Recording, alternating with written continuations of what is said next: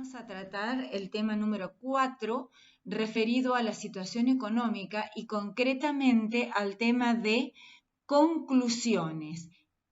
Es decir, vamos a ver cómo se elaboran las conclusiones y qué aspectos a tener en cuenta para ello.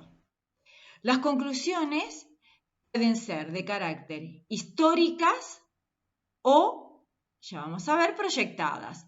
Las históricas pueden estar referidas a situación, es decir, son aquellas que se refieren acerca de cómo es o cómo está el ente en un momento determinado de tiempo.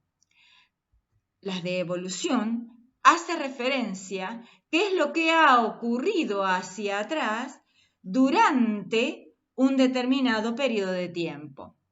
También las conclusiones se clasifican en proyectadas, las cuales comprenden las perspectivas futuras, es decir, cómo se estará el ente en función a ciertas proyecciones y tendencias que se han determinado, y cuáles son las medidas correctivas, es decir, cuáles son las pautas o guías de acción, ya sea que se van a seguir para optimizar algunos aspectos de carácter favorables o para mejorar aquellos aspectos que han sido desfavorables. Como dije anteriormente, las conclusiones históricas referidas a la situación, debemos preguntarnos, ¿cómo está la situación del ente referida a situación económica en un momento determinado de tiempo? Ahora, ¿cómo vamos a saber cómo es la situación en un momento determinado de tiempo en situación económica? Para lo cual debemos preguntarnos, ¿cuáles son los factores determinantes de la situación económica, concretamente en el sector de situación? Y tenemos dos aspectos a observar.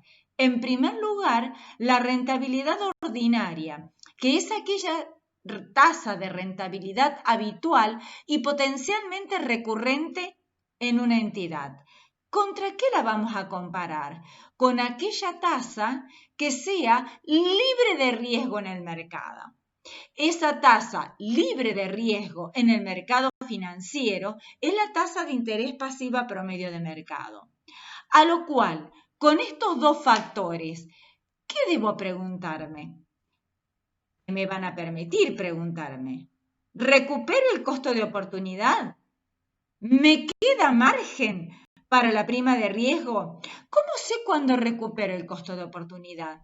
Sé cuándo recupero el costo de oportunidad cuando la rentabilidad ordinaria alcanza o es superior a la tasa de interés pasiva promedio de mercado. El exceso de esa tasa de rentabilidad por esa tasa de interés libre de riesgo, que es la tasa de interés pasiva promedio de mercado, es la prima de riesgo. Hay algo a tener en cuenta. El costo de oportunidad es objetivo porque está determinado por la tasa. El margen para la prima del riesgo es subjetiva porque depende del usuario que deba tomar esa decisión. ¿Cuáles son ahora los otros factores a considerar?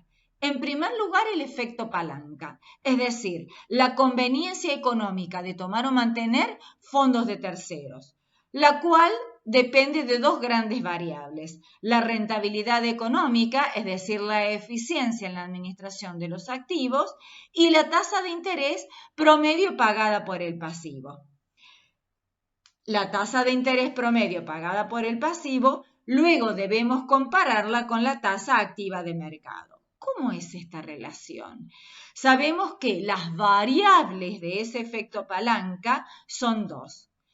Si el efecto palanca es mayor a 1, la rentabilidad económica es mayor a la tasa de interés promedio pagada por el pasivo. Si es inferior a la unidad, la rentabilidad económica, es decir, la conveniencia económica de tomar o mantener fondos de terceros, es inferior a esta tasa de interés pasiva promedio de mercado, es decir, la que me cobran mis proveedores.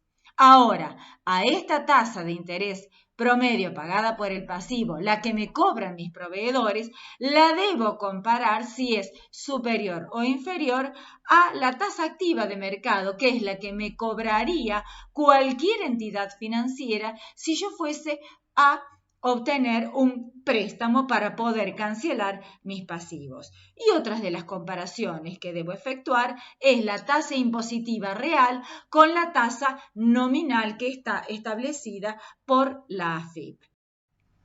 Respecto a la evolución, yo debo tener en cuenta que debo comparar dos juegos de estados contables. ¿Para qué? Para poder determinar cómo fue o cómo ha sido la situación del ente. Acá, los aspectos que se toman en cuenta para calificarlos son los mismos que hemos visto en el sector de situación, pero hay que tener presente la terminología con la cual yo voy a expresarme. En situación decíamos cómo es en un momento determinado. Acá, cómo ha sido, cómo ha cambiado entre dos juegos de estados contables esos factores determinantes. Bueno, acá les he preparado una autoevaluación para que ustedes puedan realizar acerca de cuáles son las conclusiones históricas y qué aspectos deben observarse.